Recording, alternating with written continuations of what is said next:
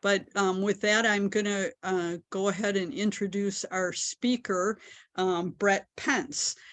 Bret is actually a member of the McCabe chapter of himself, so he's one of our own.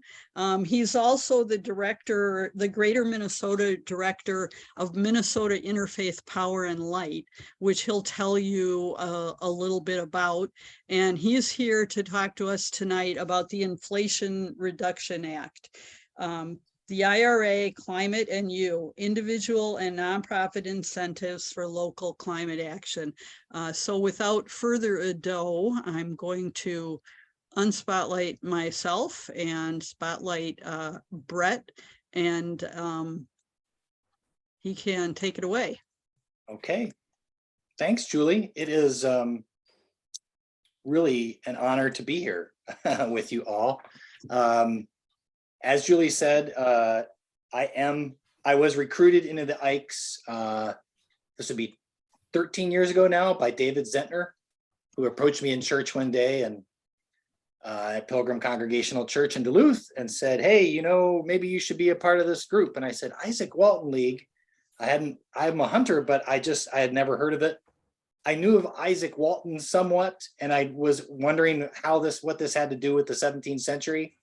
And David brought me up to speed and got me involved, and I've been a better person ever since. So it's an honor to be here, and I appreciate the Ikes and your viewpoint. I'm going to share screen right now, and I'm going to go right to the slides, and we'll talk from there.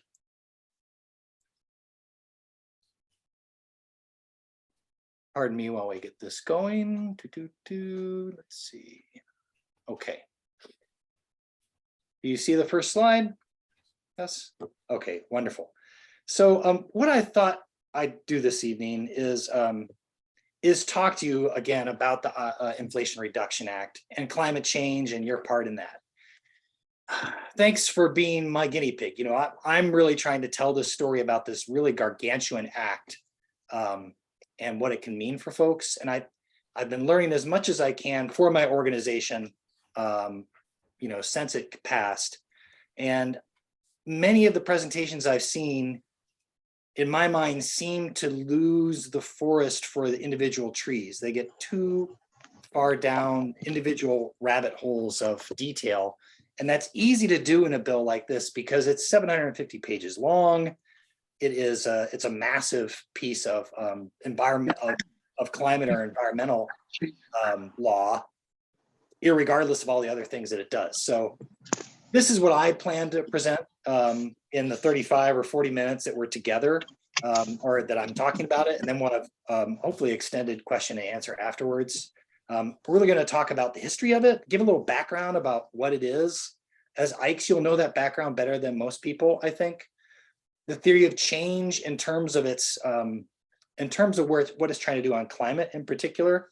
And then I thought we'd dive into some of the individual and commercial benefits that are in that, so that you can better understand those and how they can benefit you and your neighbors and your communities.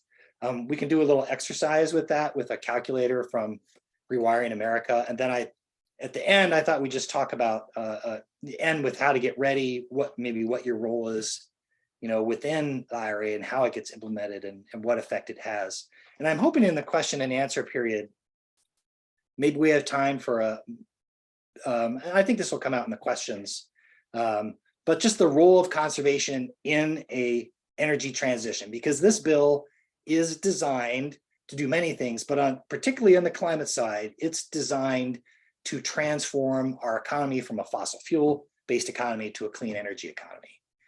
And there are a lot of positive aspects of that, but there are a lot of potential negative aspects for that, for conservation.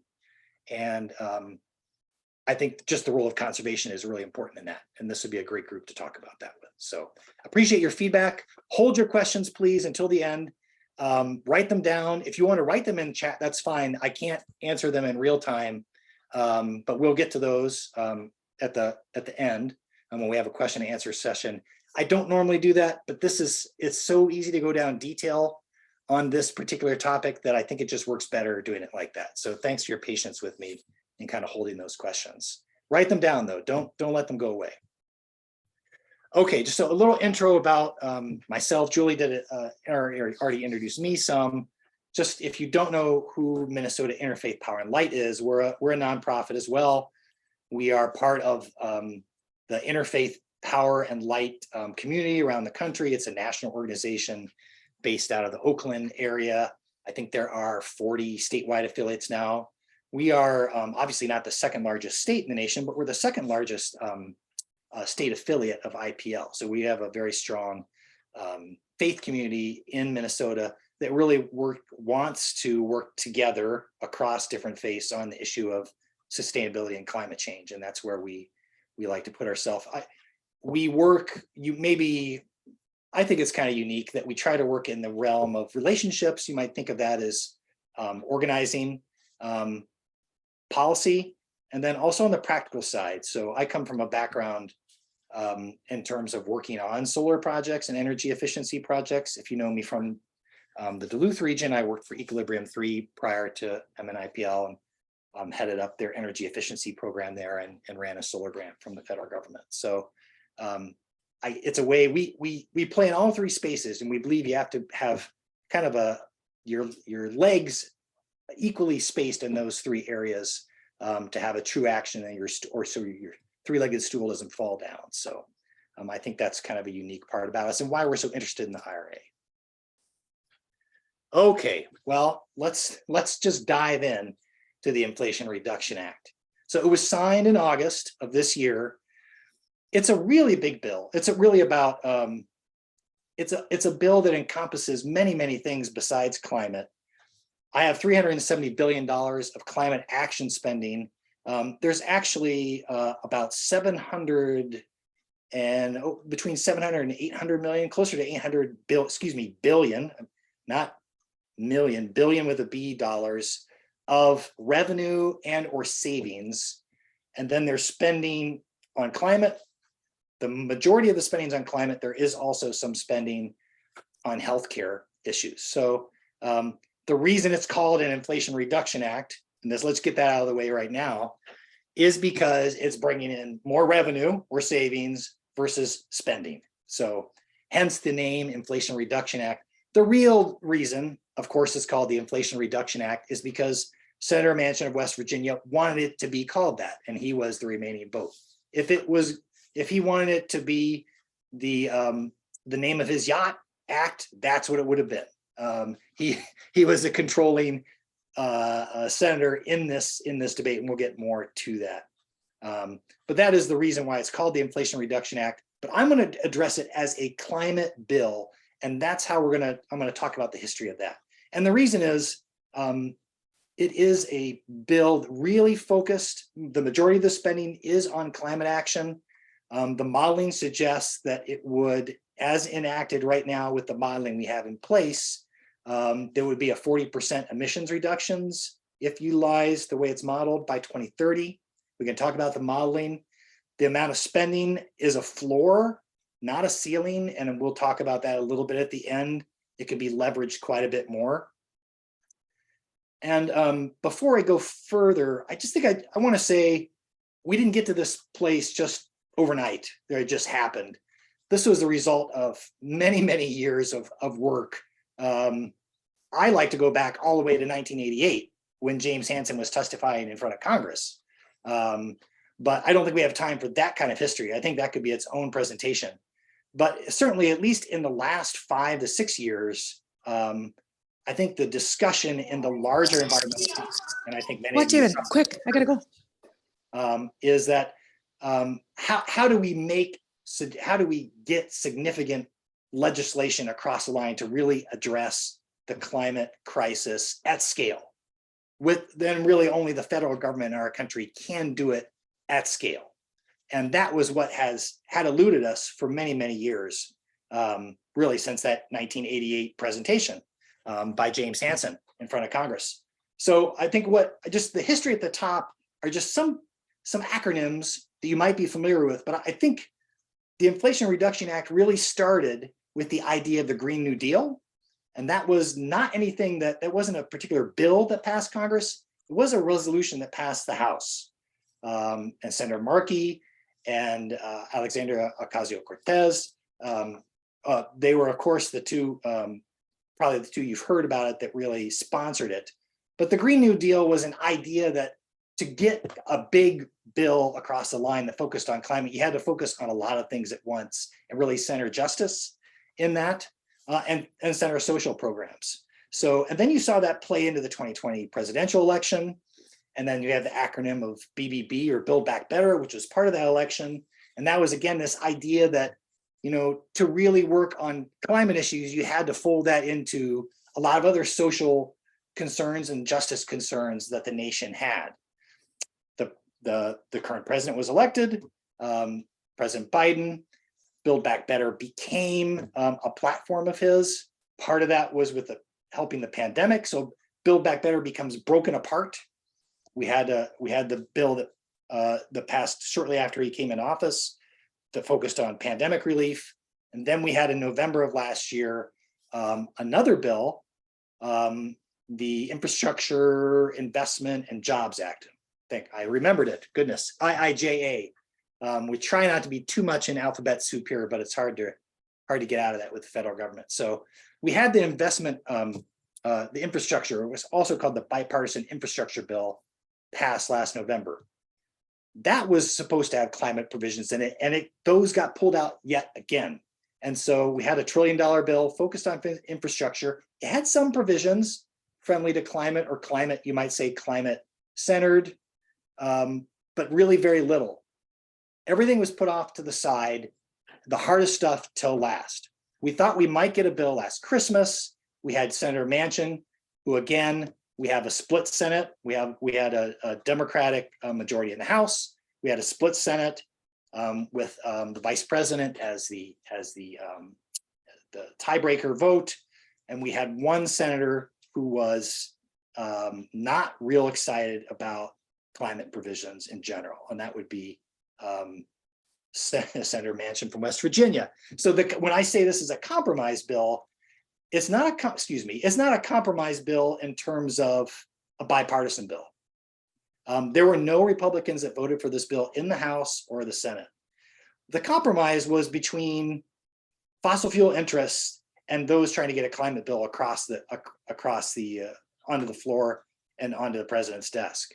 And so it was really extraordinary to see this go up and down over the last couple of years. We had this extraordinary event where Senator Manchin, after saying it was all done and he didn't like it and was never going to happen, where a deal had been reached between he and Majority Leader Schumer in the Senate. So that happened. Before we move on, I do want to acknowledge that kind of thing doesn't happen in a vacuum.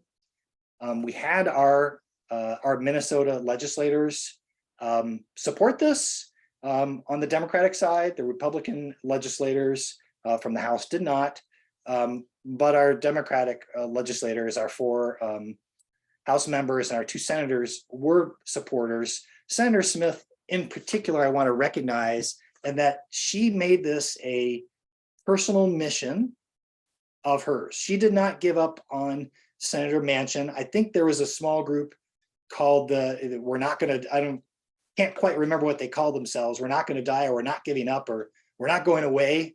Maybe the mosquito group, because they were just kept buzzing Senator Manchin. So she stayed with us even during all the time that he said he wasn't going to do it. So she really deserves a ton of credit for staying in his ear, continuing to try to address his concerns.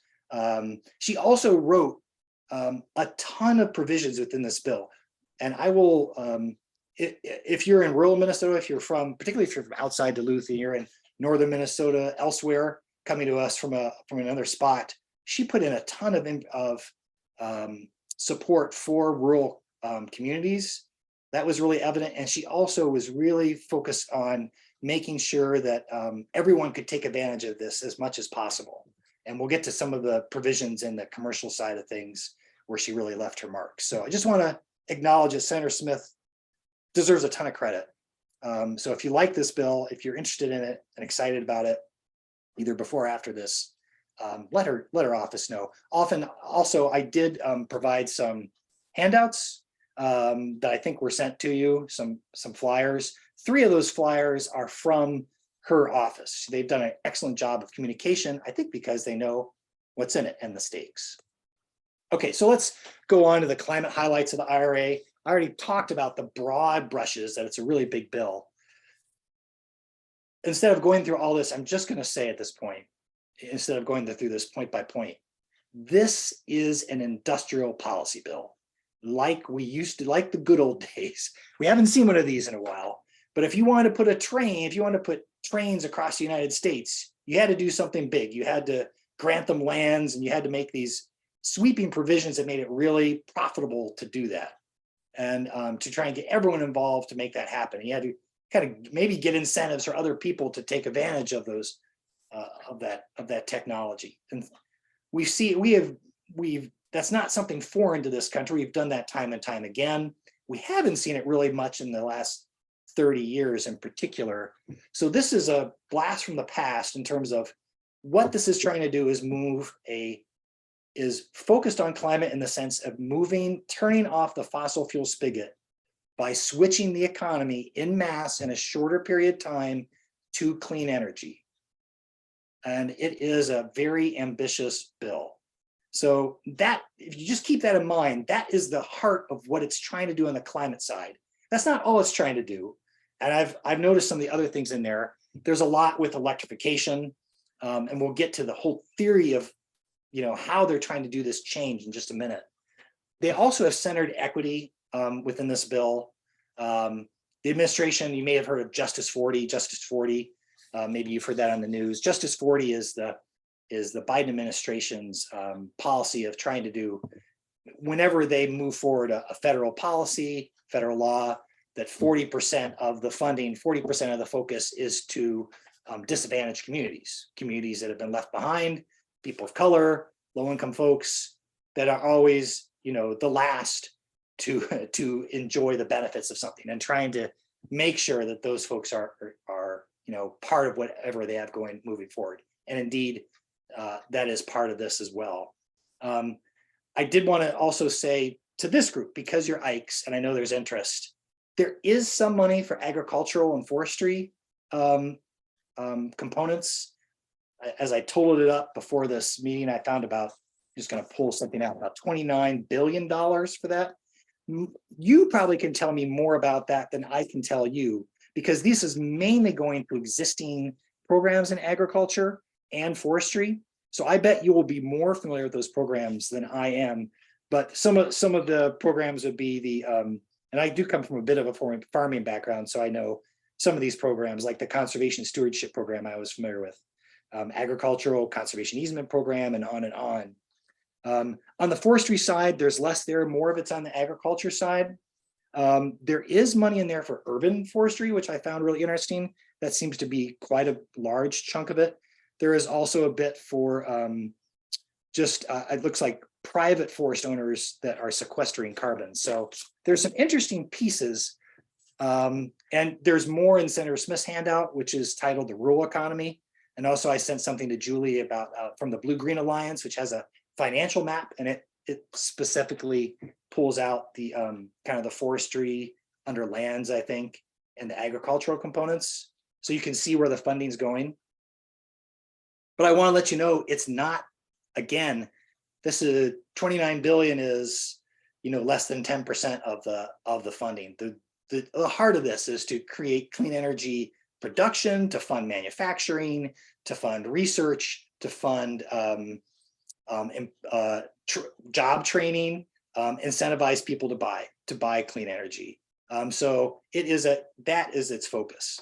Now, because I did say it was a compromise bill, there are a lot of components of this bill, which I would state, and I think a lot of other people would join me, they're not climate centered. They are the compromises you had to make with a person who was pretty involved in the fossil fuel industry, particularly the coal industry, to get this across the line. And so I've included some of those here under the not climate centered. I'm not going to spend a ton of time on them. I would welcome questions about them. I'll just say a couple things where I think we'll see that we'll see a lot in Minnesota. I think we're already starting to see a lot of carbon, the CO2 pipelines in the southwestern part of the state, at least requests for that, trying to move that forward. And that's connected to biofuels. Both of those are heavily incentivized within this plan. And if those are taken to too large an extreme, I don't think they're climate centered. Particularly biofuels as they currently exist really aren't a climate solution if it's corn ethanol. We know that has a higher footprint as is right now than gasoline. We also don't know if carbon capture is going to work in mass at this point, although it's probably something that could be used in certain sites. So those are that's something that's happening in Minnesota right now, perhaps you've heard about. Also, we'll talk about mining, and there's high incentives for getting kind of a domestic supply chain of minerals and metals and rare earths. And Minnesota is going to be center stage for that as we move forward. And I think we can talk about that a little bit more as well. But again, I welcome questions about these, I would call them more problematic parts of the IRA. But let's talk about the theory of action of how this bill is seeking change in terms of this mass change is trying to create within our economy. And basically the theory of action, and this is not something that some genius that an Edison came up with in a eureka moment. This was over decades of trying to figure out, okay, how do we move off of fossil fuels when it powers our entire economy without destroying the standard of living that we built up with fossil fuels, to be frank. And this, with the rise of renewables as a extremely cost-effective alternative to fossil fuels, this is what has emerged in the last 5 years. And Rewiring America is an organization that has done a really good job of explaining this, promoting it, and they're a nonprofit I'll refer to a couple of times. So the idea is, one, you clean up electricity. That means you take all the fossil fuel plants out of electricity over time, and you make sure that carbon-free electricity is what you get when you plug into your socket at home. That is what is on the grid. And then you try to electrify everything that runs on power. So that means cars, that means your gas dryer, that means your furnace. You try to electrify all those things. That also means heavy industry and everything else. So there's some things which are easier to do than others, but we have the technology to do a lot of this right now. And part of the theory action of this bill is to really lean into that and incentivize that electrification process. And then the final theory of action, and I talked about Justice 40, was to center equity. And we've seen transitions, energy transitions, social transitions over time. Almost inevitably within transitions, there are many people that are left behind as we move from one technology to another. This really seeks to counter that, to make sure that people have those people are not left behind, and that people, as we're changing technologies, everyone can join in that process. This is just a little bit more about electrification. And again, I think maybe people don't realize how much can be electrified at this point. If you're in a home, we do have homes here in Duluth that are all electric. And in fact, we've had some that were like that years ago, but they were maybe using electric resistance heat or other things. The technologies we're talking about now are extremely efficient. A heat pump, which is, most of you probably have a heat pump in your house. It's just called a refrigerator or an air conditioner. And it only works one way. A heat pump is something that can do that both ways. It can cool down and it can heat up. It moves heat from one place to another. Because it's not actually burning anything, it's just moving heat from one place to another. It's extremely efficient, like 300 to 400 times more efficient than a resistance heater. So we have the technology in hand now to do a lot of these things. Excuse me. And what the bill is trying to do is to make this cheaper by mass adoption. So incentivize adoption, to build more of these, to make them cheaper, to do more and more and more of it. So as to accelerate this process that's already started. And the other point I wanted to make is, I guess I just kind of said that, is that electrification at this point is efficiency. It's not that we've lost our traditional view of efficiency, like making sure we have insulation in our attics or putting on an energy efficient door or windows in your house, all of that's still relevant. But the fact is that electrification is a more efficient process than burning fossil fuels from an energy standpoint. So if you are using a big solar, you have a solar field and you're producing electricity from that, and you're comparing that to a coal plant, the solar field is 250 times more efficient, energy efficient. Why is that? Because it's not burning something. In a coal plant, you have to burn something. You're burning coal to steam water, boil water to create steam, to turn a turbine, to then run that electricity through lines to get it to where it needs to go. Particularly if you have solar at your house, you're not running that electricity through a line. You don't have any losses from burning. The fuel is free, and it's just that much more efficient.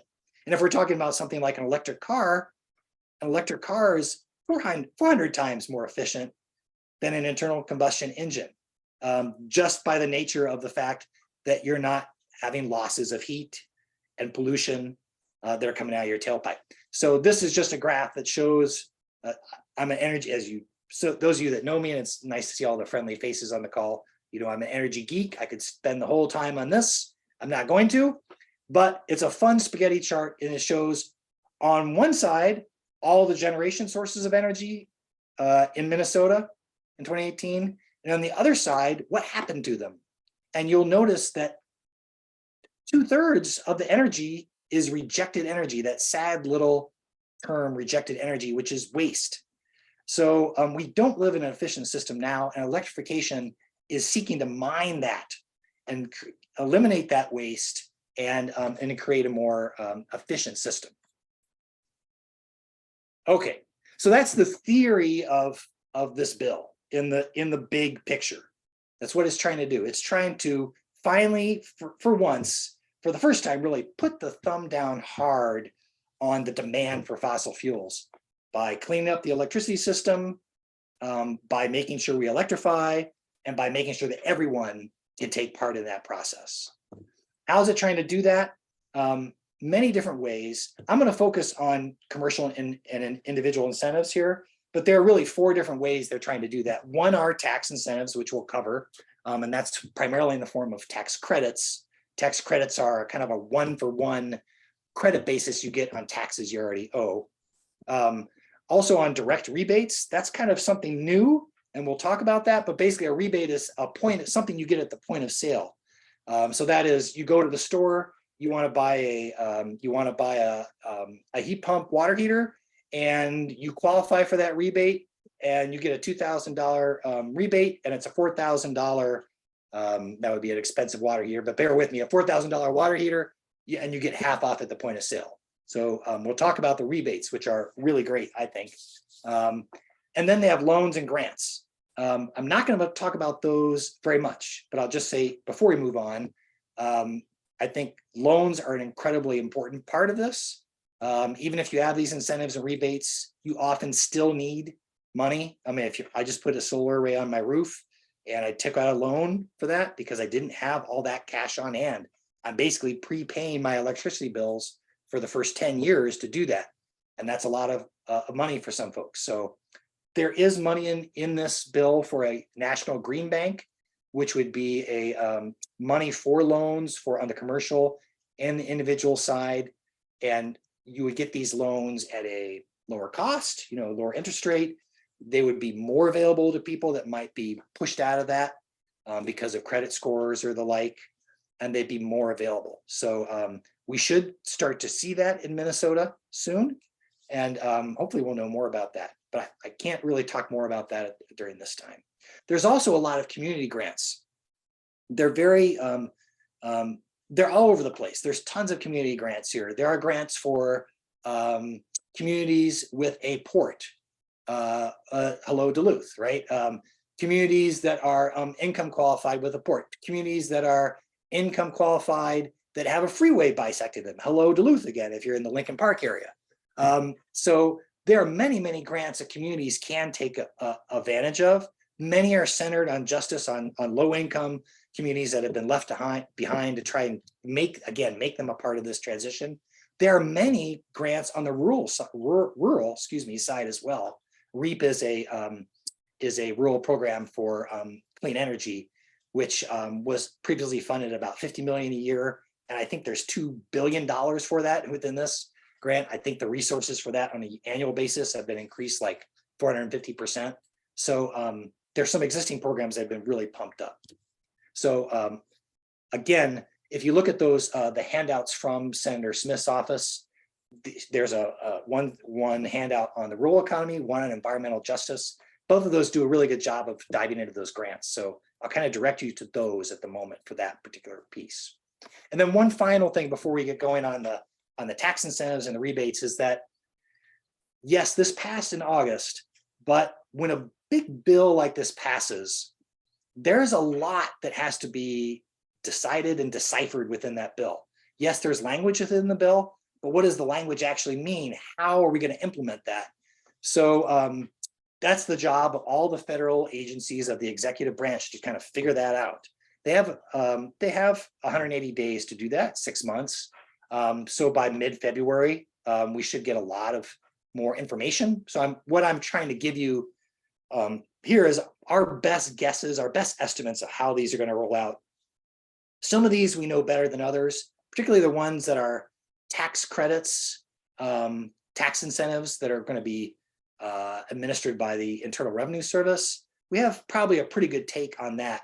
But some things like how a community grant might roll out, or where that green bank loan, how you're going to access that in Minnesota. Those are all the kind of things, implementation, we'll find out a lot more with implementation. So I'll try to be honest about that as we move forward, but just so you know that. Okay, so I'm going to start with some of the commercial energy benefits. And why am I doing that? I don't work in the commercial space that much in terms of working with commercial entities, some, but not a lot. I do work with nonprofits a lot. So what Minnesota Interfaith Power and Light does is we work with faith communities, which are nonprofits, but we also work across communities, maybe with the city, maybe with a municipally owned utility, maybe with a hospital, maybe with a school that is interested in doing energy stuff. And oftentimes we can get them started down a certain path. So I'm really interested in the nonprofit side. And interestingly enough, these commercial tax benefits, which in the past did not apply to nonprofits, now do. So I'll back up. What are some of these commercial incentives? Well, for solar, there is a tax credit. There has been a tax credit in place really for the last 10 plus years or so. And it's been at a 30% tax credit. But typically that credit has only been around for like 2 or 3 years. And then it starts to wind down. And then before it actually ever went away, it was revitalized by the Congress. So we haven't actually left it. We actually haven't left it behind. It's been with us this whole time. But for instance, this year it had gone down to 26%. It was slated to go down to 22% next year. And then it was supposed to stop basically for individuals, and on the commercial side, go down to 10% and stay there. So it's always been this thing of, well, it's here for 3 years, yes, but can I plan on it? If I'm looking at a 6-year plan for my church or whatever, no, you couldn't. Well, the big thing that's happened with these credits, and I should say they're not just solar, although I focus on solar because that's where a lot of my expertise is, but these are all the same credits called in the ITC is what this is called. Wind, geothermal, now batteries, many other technologies are part of this particular incentive package. Now this is, with the Inflation Reduction Act, this is a 10-year program. That means these are not tax credits that are going to phase out in a few years. You can really plan in a 10-year window. So that is fantastic. The other thing that's great is that it made it 30% again. Again, it had gone down to 26 and was going to go down to 22 next year. Now it's 30% for that 10 years. Then it has a run out time. But it also has these extra qualifying provisions that can bring that credit up to 70%. So how does that happen? 30% is this floor. And then on top of that, you can put these adders on. So if you're putting, I'm going to use a solar array for an example. And I did this talk at the Unitarian Church in Duluth, UUCD, last time. So I'll use them as an example because they're putting a solar array on next year and could qualify for this stuff. So they have a 30% tax credit. They are using American-made solar panels as part of that. And if they touch all the other parts right of what a domestic product credit would be, and again, we have to figure out what that implementation is, but it looks like they could do it. They could get another 10% back on a tax credit. If they are in an energy community, if the census tract they're in Duluth qualifies as an energy community, and I think it might, and we'll get to that, that could be another 10% back. And then if they were, I don't believe they are, but if they were in a low income census tract, or if they were in a low income census tract and directly serving low income folks, they could get 10% back, 20% if they're doing that direct kind of service. And you could think if you're in the Duluth area, I'll use that example again, the Steve O'Neill Apartments would be that kind of a place where you have a project, a low income housing project in a low income census tract.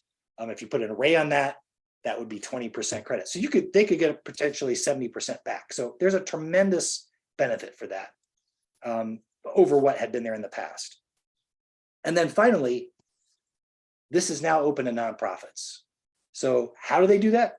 You say because nonprofits don't pay tax? Well, that's true. Basically, a nonprofit would file. They still have to file a 990, which is kind of their information to the federal government about what their activity is and what they're up to on a yearly basis. They're filing their taxes, but they're just kind of informing the federal government of what they're doing and why they're not paying taxes. But there'll be a form to fill out with that, and they will get a direct cash back from the federal government. So that's called direct pay. So they will get the cash equivalent back of the credit they could have got, had they been a for-profit business.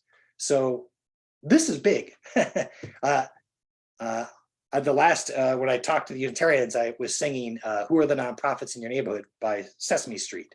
I won't do that with you right now, but think about who are all the nonprofits in your community. So I work with churches, of course, so I'm excited about that, but hospitals, schools, colleges, local government, state government, county government, utilities, water, could be WSSD or in Duluth. That's a special district. That's not a nonprofit, non-government agency. So there is hospitals. There's a tremendous window of opportunity for this to really be accelerated. So I am really excited about that.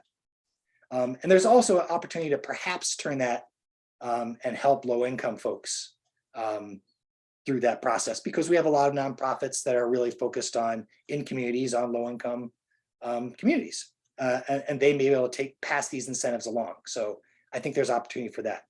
There are also EV incentives on the commercial side. Interestingly enough, I won't say a ton about it, but on the individual side, there are EV incentives we'll talk about that have a ton of mandates and detail about who can actually join that. And on the commercial side, there's a $7,500 tax credit, and there really are no domestic requirements for that. So that's just kind of wide open. So if you're a city and you want to replace your fleet, and you can have access, maybe getting the EVs is going to be the hardest part, but that really opens it up to you. So again, I think this is the excitement on the commercial side. This is just more of that. I don't think I have to say a whole lot more. If you look down at the last three lines on this graphic from S&P Global Market Intelligence, it goes to those credits. And also the middle part talks about energy storage. I think we're going to see a ton of batteries come online, because now they're all part of these massive incentives now as well. And I'm going to hone in on one. I think it's really critical to talk about these adders, because northern Minnesota, I believe, needs to understand that these are designed for people like us, for areas like us. What do I mean? Well, let me move on to the next slide. What is an energy community? If we think about this again, we have bonus credits for projects in energy communities. Energy communities are places with a brownfield, census tracts with a brownfield, or places that have retired a coal plant or a coal mine, or they're a low income tract. Could be also a tract that has a high fossil fuel employment. And that sounds great, but maybe you think, well, that doesn't apply to me. Look at how many, this is just an analysis of where, that would apply in the United States, and look how much of the country that applies to. It's a massive amount. If you look at northern Minnesota up here, you can see that there are Lake and Cook County look like they would apply. Itasca County as well. Those are places that have had recent retirements of coal plants. The orange is again brownfields, and if you think of brownfields in northern Minnesota, let's think of anything that's been disturbed by mines. That's a lot of northeastern Minnesota. Anything that is landfills are a part of that. They can be industrial sites. If you live in Duluth, we are one huge brownfield. We have industrial sites everywhere, and you probably don't even know it. If you've been to the co-op on the west side of Duluth, that was built on a brownfield that was remediated. If you go by the co-op on the Central Hillside, that's right across the street from a brownfield that was remediated. So as the legacy of our extractive and industrial past in northern Minnesota, we are these places. I believe we will be ground zero for a lot of these incentives. So we just need to be more aware of what they are and what they can do. Okay, I hope I've got you a little excited about that. Now I'm going to take you onto the individual energy benefits side. So on the individual side, there is also there have been incentives for solar. Those include wind and geothermal, and they have in the past. Now they also include batteries and biomass. This was going to expire. Again, this had been that 3-year deal. Again, this has now been extended to 10 years, and it's at 30%. It's a tax credit. Most of these start in the new year. Some of these if you were just installing a solar array or a geothermal furnace into your home in 2022, congratulations, you also got this 30%. You actually got backdated, and instead of 26%, you're getting the 30% tax credit. So that one was retroactive, but most of this starts in 2023. It's important to note that these are tax credits, and these are not direct pay. So if you're a low-income person and you don't pay taxes, let's say you're an elder and you're living off of Social Security and you're not paying taxes because you have so little income, you can't take advantage of a tax credit. And that's always been the problem of a tax credit. We in many organizations really fought hard, and Senator Smith fought really hard to make these tax credits refundable, meaning you could still get the credit even if you didn't have federal tax that you owed. It didn't get over the line. It was one of the things Senator Manchin really was passionate about cutting. He really didn't like that. So that is something we'll really work forward to in the future. But that did not get across the line. So that is the limitation of a tax credit, just to be frank. On the electrification side, there are also tax credits on that. Now for energy efficiency, and again, electrification, I'm going to kind of equivocate that, drawing the line between efficiency and electrification is kind of in the same category now. We used to have a tax credit for efficiency. I think it was $500 max, and you could only use it once in your lifetime. And now it is an annual, something you can do every year. And there are much larger caps on that, and for all kinds of things, including heat pumps and insulation and electrical upgrades and even energy audits. So that's really fantastic. And then I really want to just make sure you understand that there are rebates. These are going to be really big in our state.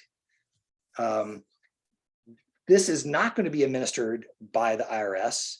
This will be money that will be distributed to the states to be used, to be administered by the states, the federal money to be administered by the states. And the state has to request it. They have to apply for it.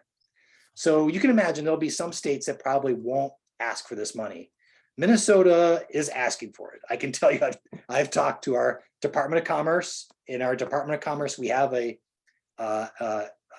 Department of Energy Resources that is used to handing out rebates. They're working with solar. They do work on solar with schools right now, which is a statewide program we have.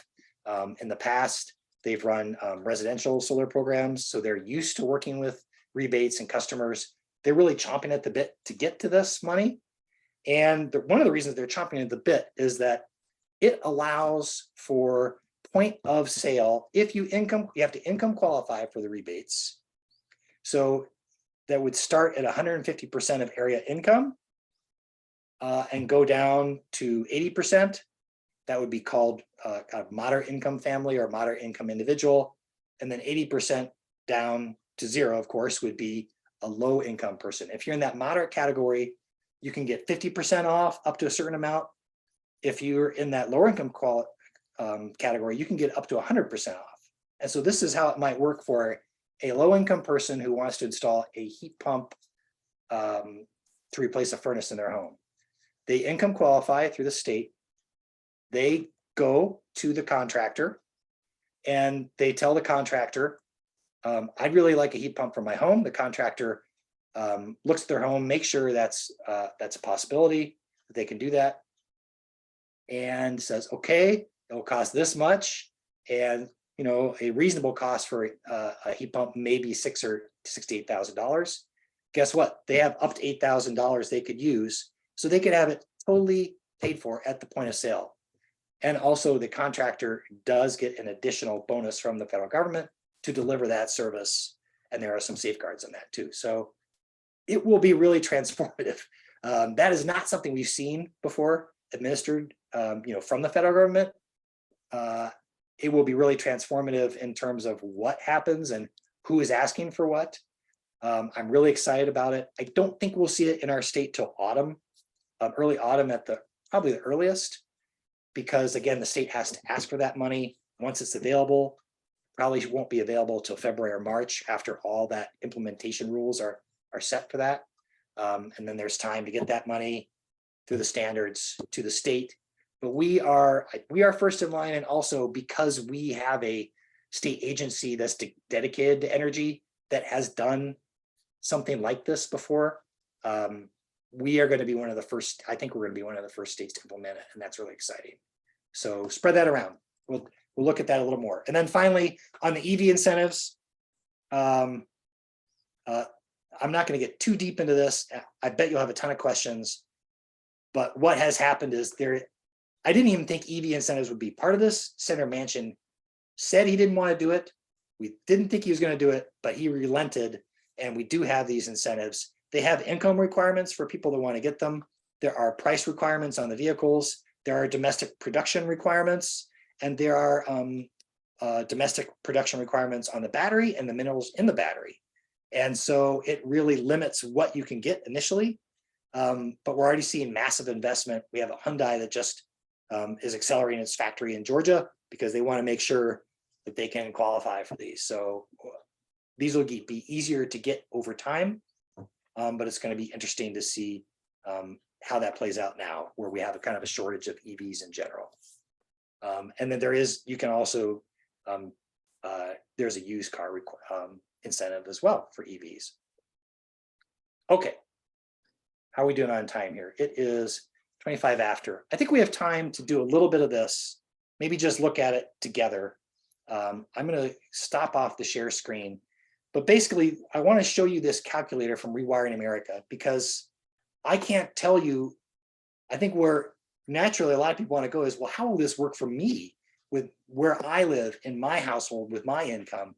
What do I qualify for? And this is a fantastic tool to help you do that. So we'll just look at it together real briefly, but I think I'd just tell all of you to play with it a little bit and share it with your friends, because it's a really great tool. So bear with me here as I go off screen and now share. Let's see. Pardon me, I thought I had this all pulled up.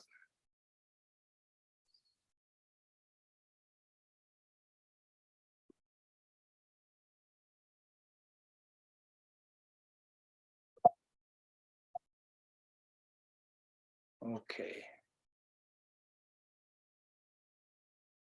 Okay, are you seeing reduction calculator at this point? We're seeing you, Bret. Okay, all right. So let me pull, sorry, one more time here, bear with me. Okay, now I think I can do this. Okay, I hope now that you see a savings calculator has Rewiring America at the top. Is that correct? Yes. Okay, good. So we're in. So if you don't have to memorize the address. If you type in Rewiring America, there's a button at the top that says calculator. Here you can plug in your zip code. You can plug in all these fields. I'm just going to plug in a field, a standard field here. We're going to make this a married couple with one child making $75,000 a year, and they live in my zip code in Duluth. And we're going to calculate here what is available to them. So what is available to them in terms of discounts are $14,000 in those direct rebates. And you can look down at this list and you can see what things they actually could rebate for you. And if I look at heat pump clothes dryer and click, it will give me much more information about that. It will talk quite a bit more in detail about the discount and how that might benefit me.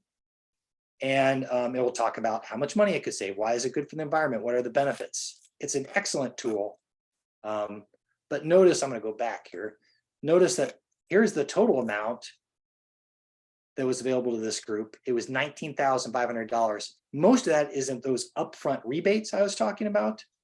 And then they're also, this crew also qualified for some tax credits as well. So you can maximize this by using both of those in certain income groups. And so you can do this too. It's fun to play with. It's fun to look at. And I think it's one of the better ways to kind of explain what's going on without diving into too much detail in one space where you have a lot of people, where you can kind of refer them to that tool. Okay, let me share screen again.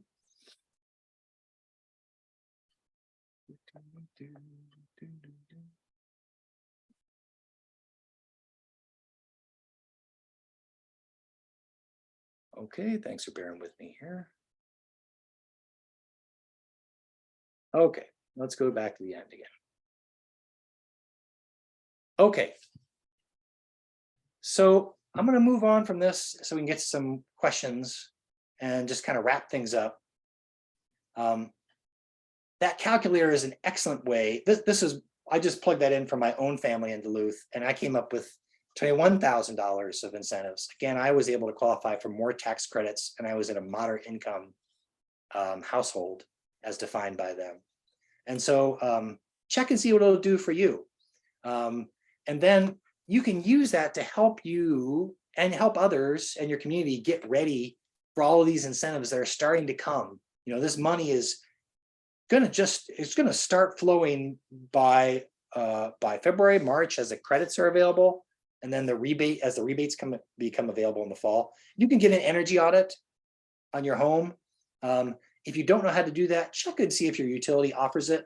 If you're a customer of an investor-owned utility like Minnesota Power, they offer audits of your home, of businesses. So that's an easy one to get. Try to get the advanced energy audit if that's available to you. An advanced audit is more like a very thorough physical exam with a doctor rather than just going to talk to him for a few minutes and then he's saying you're okay. Okay. It is a way to really understand what's going on with your house. You're taking the blood work, you're figuring everything out that's going on, and that can help you create a personal plan. And also you can do that with your own knowledge of yourself and your home and your situation. How old is your furnace? When did you buy your clothes dryer? Rewiring America has some excellent charts information to help you create that kind of a plan. And I think that's one of the handouts I sent along to you. But if not, you can go to Rewiring America and they have these charts so that you can kind of write in your own planning. When do you have the financing to do something like this? What credits do you apply for? When do you use them so you can maximize those credits? So that's something you can start to do. If you've always been interested in going solar, Solar is great. If you're trying to electrify everything, it's great to have that fuel that you're making on site. It just makes your solar array that much more valuable. If you're in northeastern Minnesota, we run a group buy process with Solar United Neighbors, and we have an informational meeting coming up on that. So that's a website if you want to check that out. And then I want to impress upon you, just joining others. You're Ikes, you're doing great stuff, so you can advocate on your own, but join groups and let people know in your community. Let the community organizations you work with, like a city or a county, hey, this stuff's coming up, maybe you could get some money out of this. I've painted a pretty rosy picture on this, but there are tons of challenges with it. Will we have enough workers to do all these jobs? I think we're having a problem with that right now in all kinds of industries. It's even hard to get a coffee at this point. So I think that's a problem we know is going to be an issue over the next decade. I think getting enough product, right now it's really hard to get an EV, even if you want them.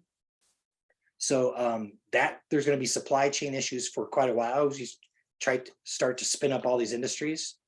I put this is my house in Duluth, and I just put it in here because we're used to challenges in northern Minnesota. This is my challenge every winter, where I have to shovel out the driveway or figure out how we're going to just get through the day and the next thing.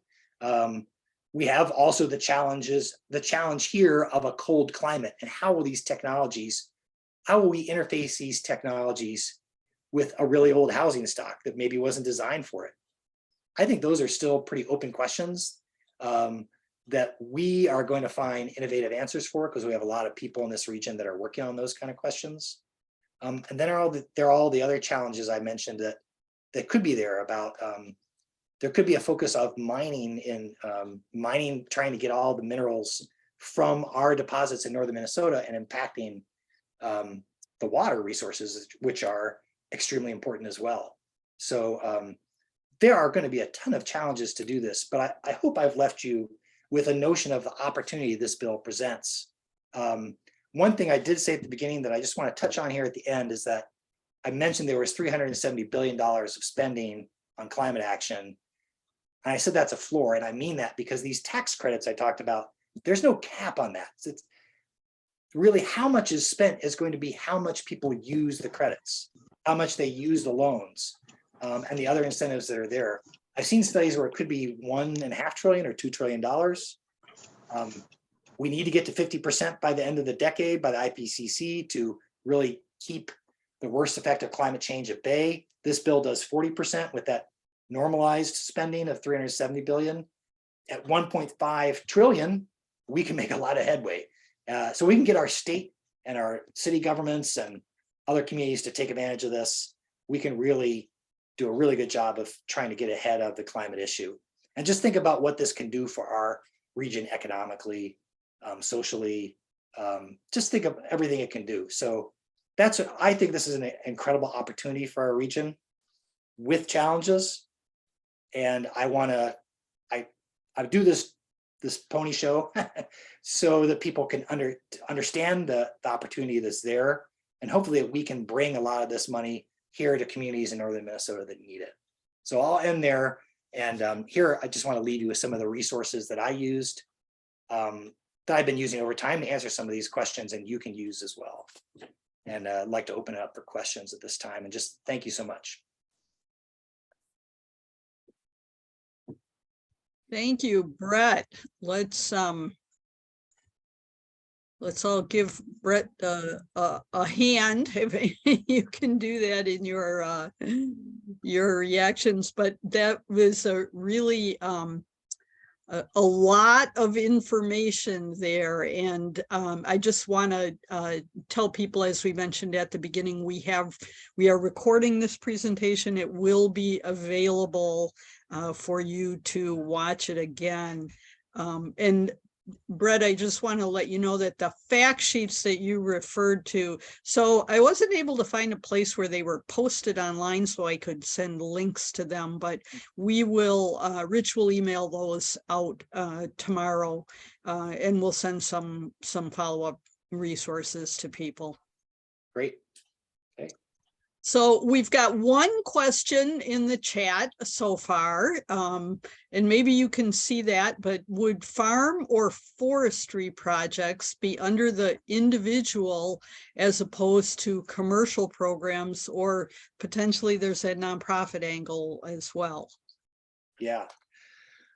Well, most of what I read in terms of the ag or the forestry spending that's in the IRA is mostly towards existing programs. So those are existing programs within the Department of Agriculture or forestry programs within the Department of Agriculture. And those are typically grant programs. I mentioned one of them. Let me grab my notes here. One of them I'm aware of because I come partially from a farm family, Ohio, and partially I grew up in a suburb of Columbus. Craig and I grew up close to each other in that regard. Yeah, conservation stewardship program. That's something I've known of for a long time. That was increased. For instance, that was increased by $3.2 billion. So many of those programs I would say are leveraging existing federal programs. So they're not these individual and commercial incentives unless you consider it through those particular programs. There are some individual incentives for rural communities within the bill, particularly on energy, and those would apply to those things. But that's mainly where they're at. Good question.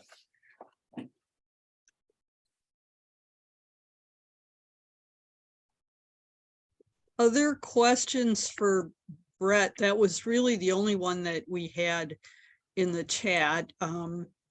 And folks can also raise your hand if you have a question that you would like to ask yourself and explain. And you can do that by if you click on the on my computer, it's the reaction symbol. There's a raise your hand opportunity there.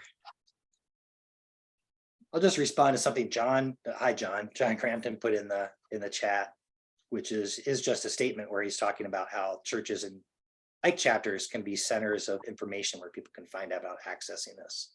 I think we can also be, and I think you say this at the end, you can also be a place where you can live these things out. So if you, for instance, McCabe chapter is moving back into doing their meetings at Hartley Nature Center.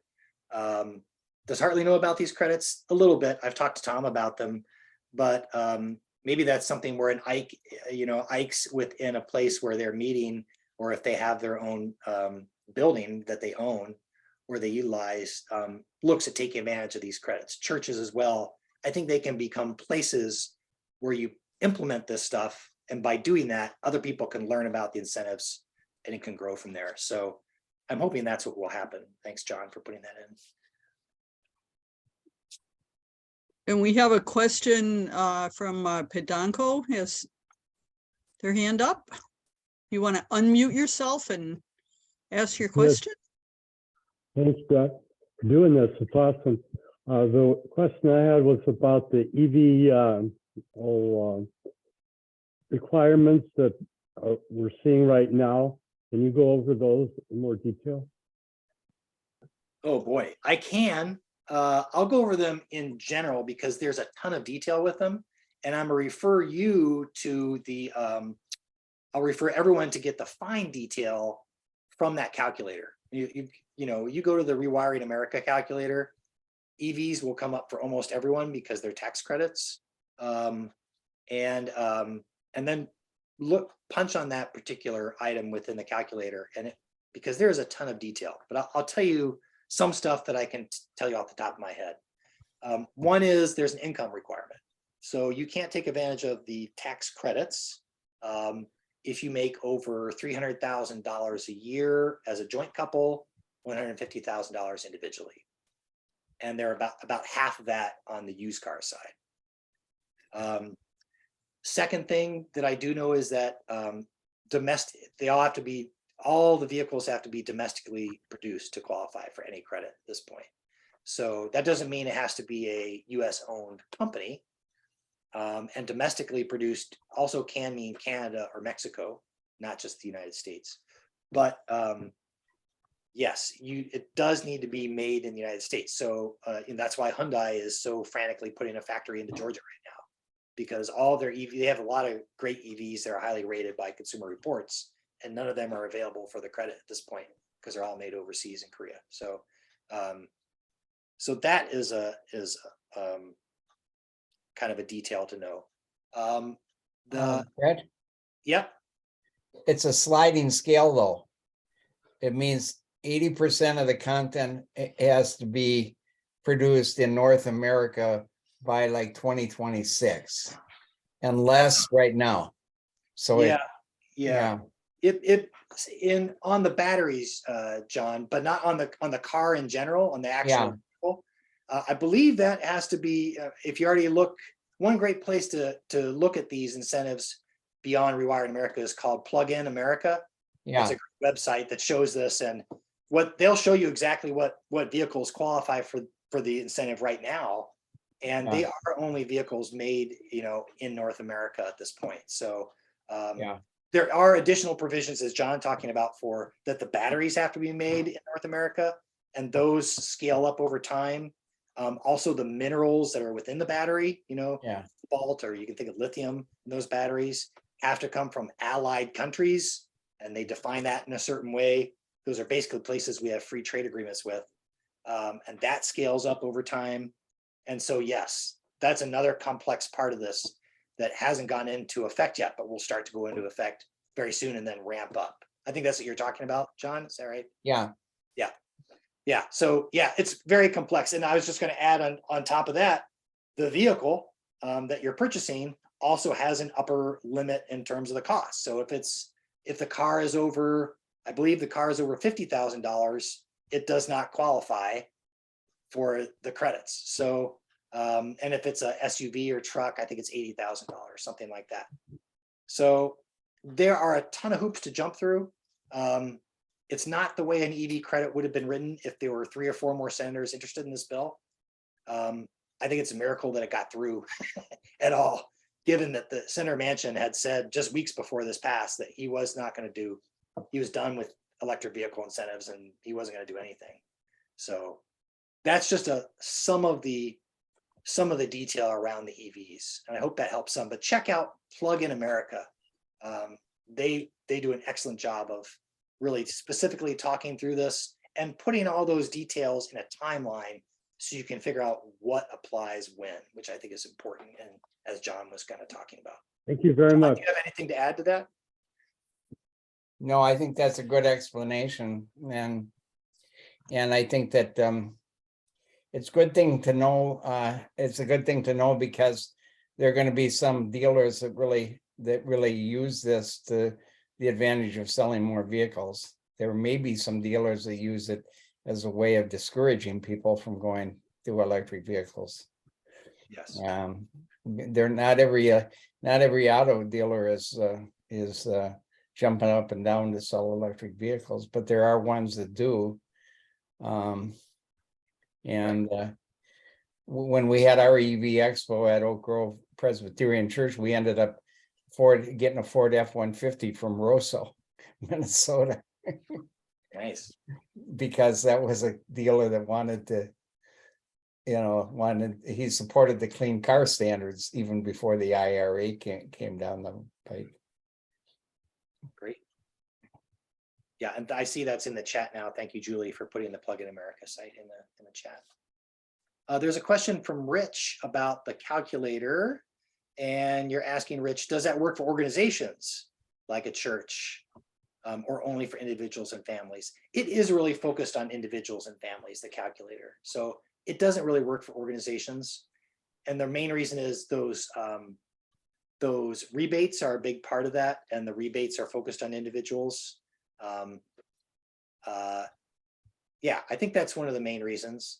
I think a really good place, if you're an organization, you really want to dig into those credits or those adders I was talking about. I think the Solar Energy Industry Association, or SEIA, they have an excellent sheet on those incentives, and I can pass that along to Julie or you can look it up on your own on the CS site and just type in IRA summary.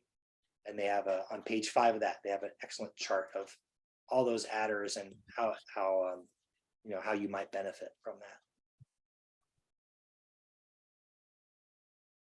How a church might benefit from that, or a nonprofit organization.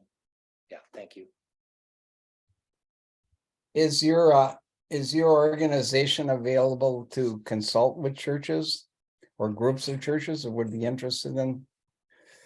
Absolutely. And- That's part of, yeah, thank you, John. That's part of what we do is we try to be a resource for faith communities that are looking to go green, do those kind of practical projects I kind of talked about at the beginning. So we have, I mentioned the Unitarian Church in Duluth, UUCD, they're putting a solar array on that will go up next year. So they'll take advantage of some of these credits. We've been working with them for years because they've been interested for years on solar, and that'll be the first array on a church in Duluth. But yes, we do. You can use us. If your organization has a question, I'm happy to try and be a resource for anyone or direct you to resources. So.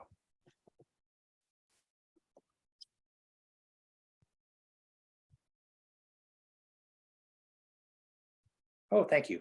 Great. Thank you, Julie, for putting the SIA summary in there. Again, page 5 on that is where a lot of those credits are. Well, and I'm saving the chat so we can send out afterwards a page with all of these resources on it, but the links to quite a few things are in the chat here if you want to copy them out of there. Other questions for Bret? I know 2 of the folks we have on here, Matt Doyle and John Crampton. I know Matt at our board meeting the other night talked a little about how the implementation, particularly given that this is a 10-year plan, can really be the foundation for a lot of work by our sustainability committee in this chapter. And I imagine other chapters may look at it the same way. So Matt, I don't know if you want to share with folks or invite them to, come forward and work with the sustainability committee on moving our chapter forward.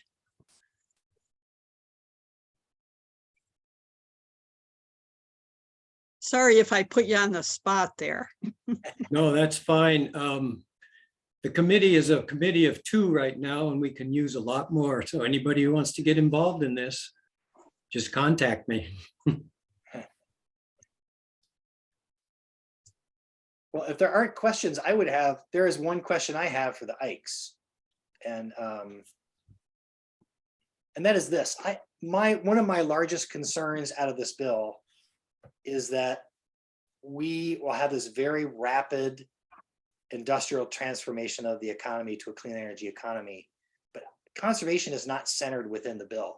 We're going to have to fight for that. And I brought up the idea of mining. We can't mine all the minerals for this transformation globally or even nationally. We just can't do it. There aren't enough minerals. We can mine the heck out of northern Minnesota, and we'll get some minerals out of that, but we'll really degrade with using the current technology and the current plans are in place, we'd really degrade our natural resource here. We'd be really impacting wetlands, which we need to protect for the environment. Water is also an extremely valuable resource in our state, nation, and planet, of which we are a caretaker of. So I don't think the conservation sides of the environmental movement talk to the energy sides as much as they should. They're often separate. Sometimes they're parallel conversations, but they're not talking to each other. So I just want to hear maybe what your concerns might be out of this and what you think about conservation's role as this bill starts to really ramp up our clean energy economy.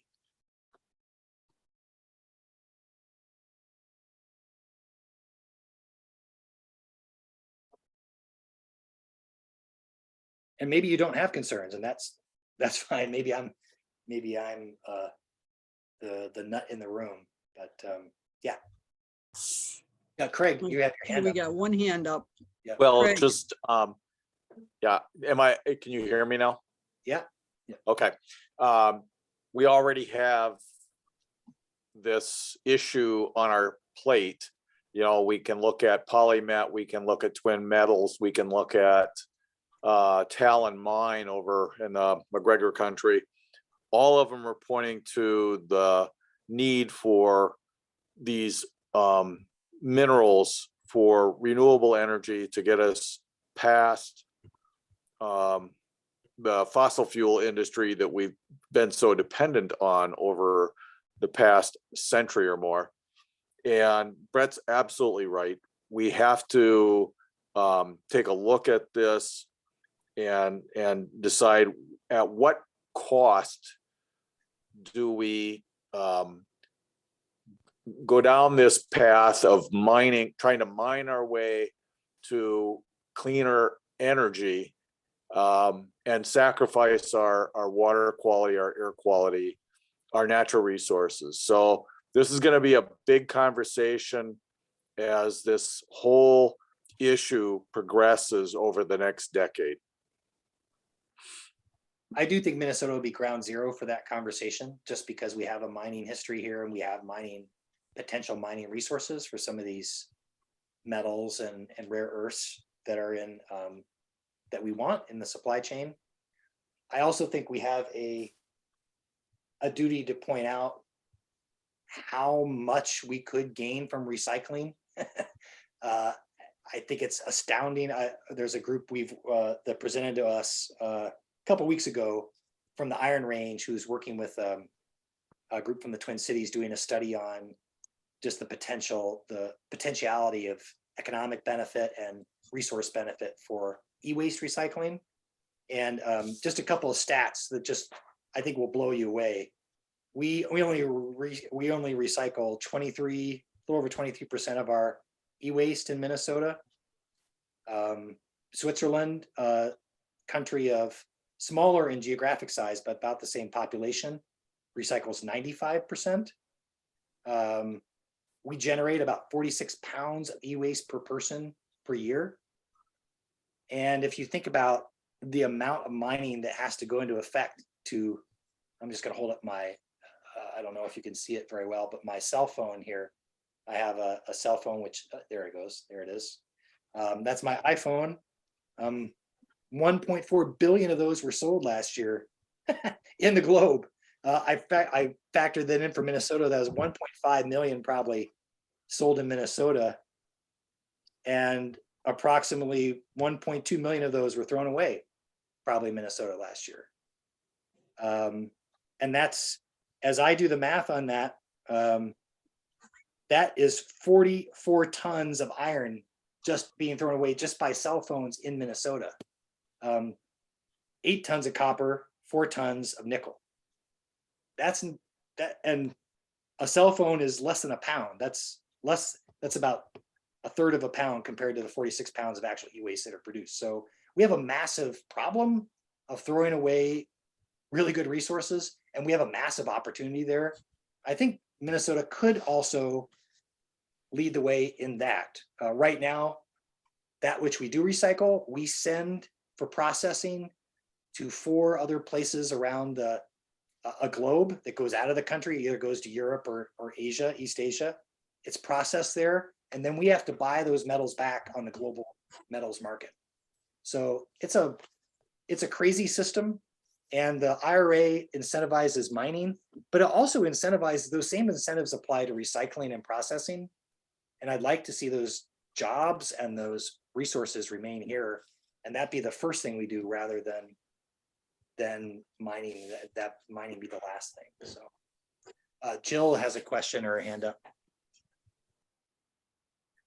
Yeah, I think this is an area we really should get involved in. And of course, I'm looking at this more from the conservation level because I'm on a watershed district. I wish you guys had one up there. I know there's resistance to it, but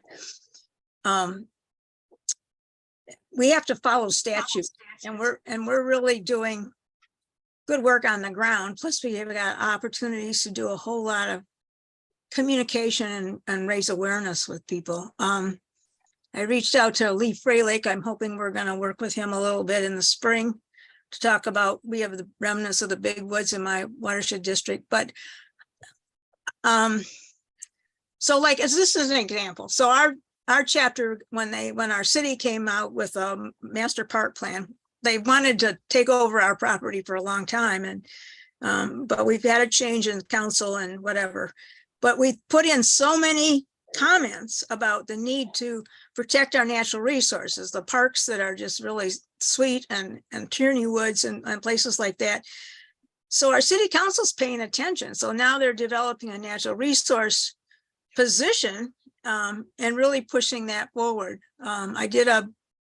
We did a workshop this morning with Green Step Cities on IBI, so Index of Biological Integrity, and Jack Distel from the city was on as a Green Step City talking about what they're doing in terms of an ecological framework and looking at systems. But I think the recycling, I mean, so the city's responding to us because the citizens wanted this. I think we could do a whole lot more in our other chapters. I mean, you guys are great, but raising that issue about sustainable communities and pushing for that. But the recycling thing, I think, is huge, especially getting rid of plastics and encouraging more growing of things like hemp that can be used for everything from building materials to whatever, which might help protect our forests. But it's something I think we ought to be looking into to see what our role should be in urging for more sustainability and wise use of the land, you know, that kind of stuff. I'm working with Kevin Brower right now. I talked to him, he took notes after talking to me. He's got 5 pages of questions for me, but I'm looking at trying to do something with heat pump. So in 23, hoping I can maybe take advantage of some of the credits. But I just think we as a force could be doing a lot more. And I think we got to stay on top of some of this stuff and raise our voices.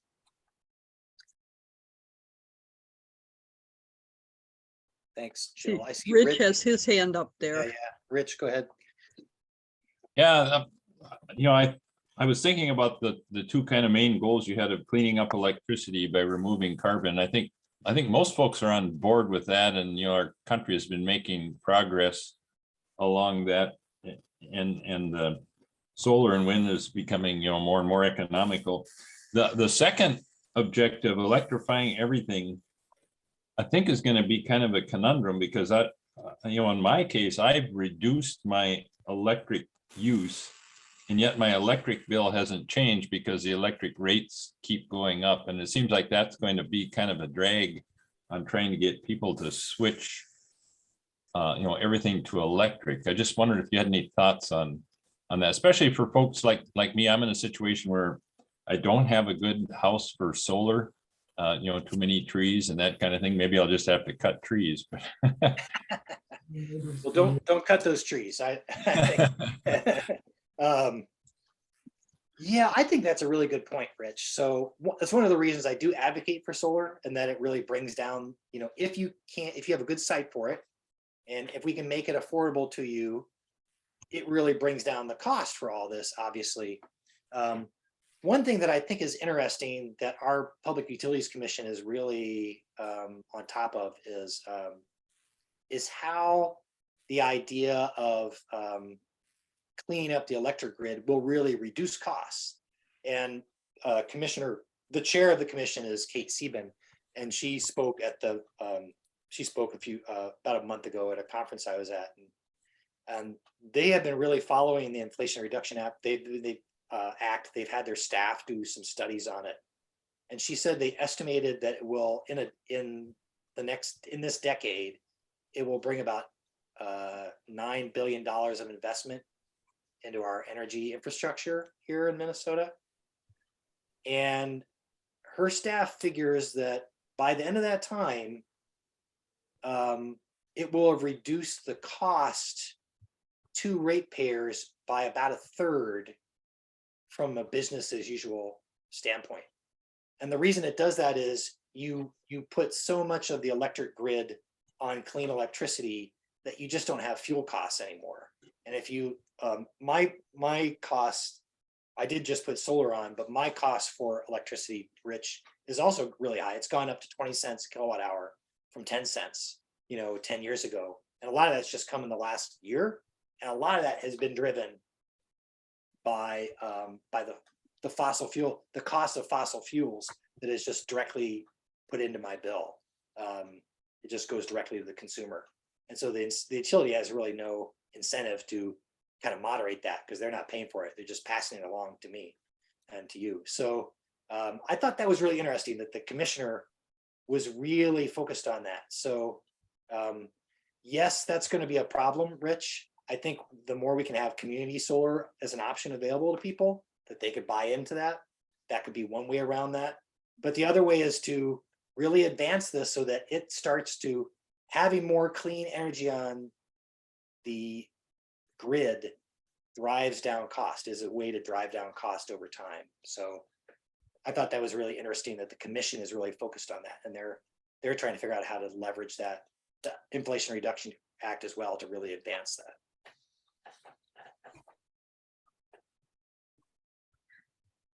Yeah, thanks.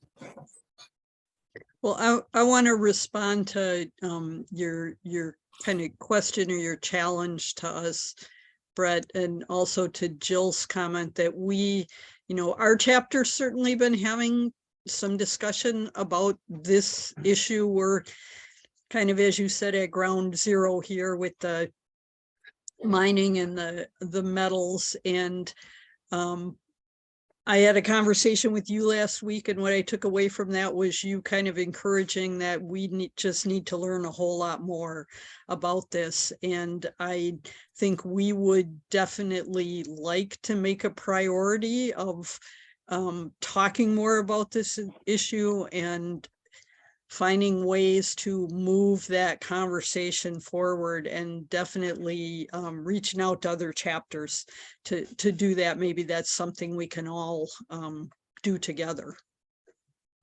I think that's great. And I'll make a plug for another group. MCEA does a fantastic job on the legal side for all of us, in terms of, challenging things in courts and trying to keep things on track that way. They have an excellent also series called Mining the Climate Crisis. And they have 3 in November, December, and January, the next 3 months. They have 3 webinars. I think they're all lunchtime webinars about kind of about the issues and promise of recycling. I just gave you some stats I had learned from them and from folks that will be on some of those. But that if you're interested in that issue, I just type in MCA Mining the Climate Crisis, and I think those webinars would pop up if you're interested in those. So I think another thing would be to get the MPCA on board, because their landfill policies is to bury everything. Yeah.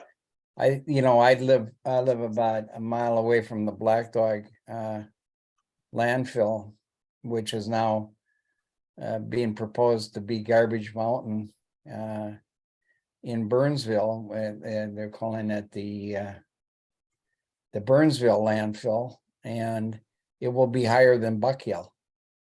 Wow. When it's completed. Yeah. And so when you're driving down 35W and going to Burnsville, if you look on the left, you'll have a mountain there, that's just garbage. And I wonder how much nickel is buried in there, how much copper. Yeah. How much, how could you set up an incentive there to burn the methane,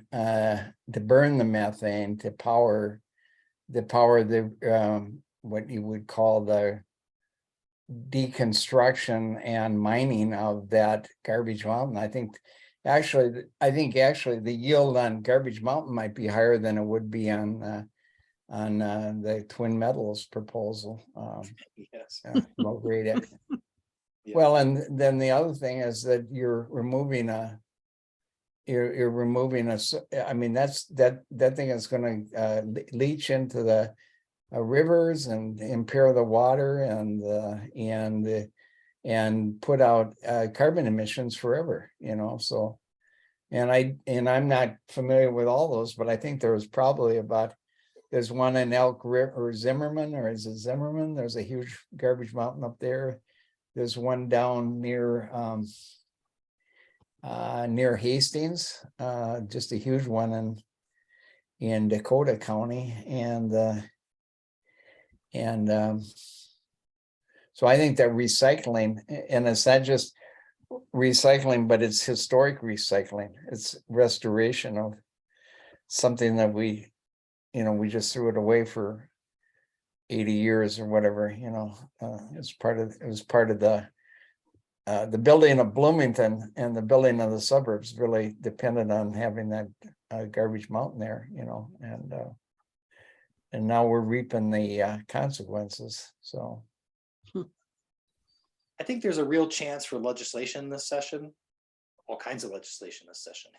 But I think there's a real chance for e-waste or recycling incentive legislation, or even potentially mandates. I'm not sure how that would work, but I know there's a number of senators that have been, if you know the Prove It First bill, that has a fairly strong coalition of legislators around that issue, and they're really interested in sort of incentivizing recycling in Minnesota. So stay tuned. I think this will be this is a conversation that's just started, but I think it has enough legs that you could see it debated in the legislature this year. So yeah. I think that's probably a good note for us to end on. If there are no more questions, it's a little after 8, and Bret has been kind enough to spend his evening with us after working all day. Bret, maybe you could put your email address into the chat for folks who want to follow up, but I will tell you that we will make sure that we email out the resources that were shared in the chat here. And Bret referred to the fact sheets that he sent to me, but because they're not, I couldn't find them located on a website, so I couldn't share them in a link, but we'll get those out to everyone. And Bret, I just want to thank you for a really, really informative, thought-provoking presentation. Lots of good information here. And thank you from all of us for the work you're doing and the presentation tonight. Thank you for having me. I realize I did go over the time I had said, so thanks for your patience with me. And just realize you're all deputized now. You all know more than most people about this. So get the word out that these incentives are coming, and maybe we can maximize this bill and make our little corner of the planet even better. So thank you everyone who's joined us, and support your chapter and your other nonprofits tomorrow and Give to the Max Day. Bye, everybody. Thank you, Julie. Bye. Thanks, Bret. Thank you. Good night, everybody. Thanks. I'll stop the recording. Thanks, Rich. Thanks, Craig.